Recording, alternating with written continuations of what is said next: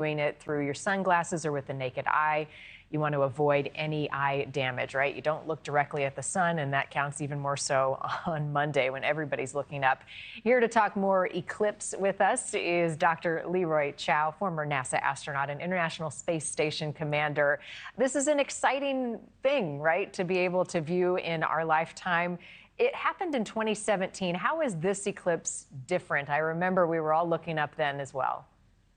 Sure. Well, eclipses are actually fairly common, as you were talking about. It's just that most of the time they happen over remote areas or over the ocean. And so if you think about it in an inertial reference frame, the Earth is orbiting the sun, the Earth is spinning on its axis, and the moon is orbiting the Earth. And so for everything to come together so that it crosses over a big part of the U.S. mainland is fairly rare, right? So every few decades or so, and after Monday, it'll be a few more decades. But you know, things will get dark, even if you're not in the path of totality. But it's, may not be quite as dramatic as you might think, but it'll still be very impressive. Actually, I videotaped the first filming of an eclipse from the International Space Station back in 2005, and it's all these natural phenomena are pretty cool. So you filmed that from space? Right, yeah, I was on the ISS, and there was just a kind of a dark grayish spot on the clouds. Not as impressive as it sounds, but it shows you how much of the Earth, is affected when you have a total eclipse. Well, call me impressed. That's a view I'm never going to see in my lifetime, I certainly know. So for those who are not in the path of totality, I mean, is it more just like dusk or dawn? How dark are we talking that it will get in different areas?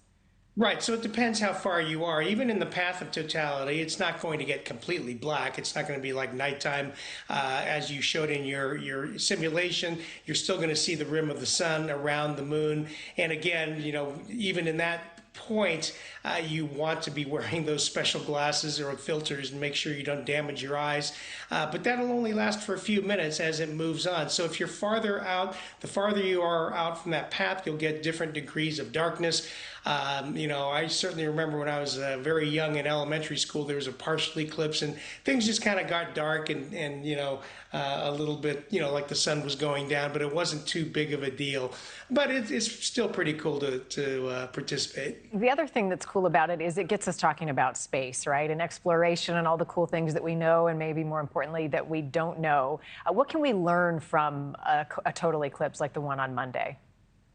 Well, it's more like you said, it's public awareness of space and some of the wonders of the galaxy, most of which we don't understand, of the universe. That seems the more and more we learn about astronomy and looking farther into the universe, the less we understand. And some old theories are turned on their heads and new theories are developed. And so it just kind of illustrates these kinds of things, illustrate the wealth of what's unknown out there and what's, waiting for curious young scientists and engineers in the future to go and explore.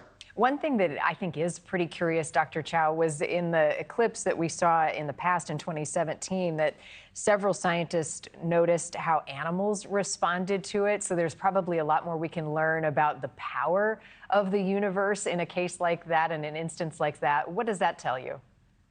Oh, absolutely. So, of course, life on Earth and other planets that experience these kinds of things are going to react to these kinds of phenomena. So, you go back into history and you look at what, people used to think, primitive people used to think about eclipses and what they might have signified. It seemed to be always something bad, right? And so it's interesting that, cultures kind of revolve around some of these things too.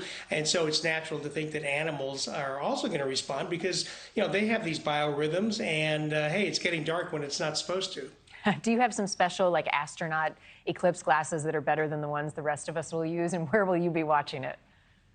No, I don't actually, and I'll be here in Houston, so I won't be in the path of totality, but I'll make sure I don't look directly at it. I'll just kind of note that things get a little bit dark. So I personally am not going to do anything special for this. All right. Well, a cool event for all who participate. Dr. Chiao, it's always fun to talk to you and talk space. Thanks again.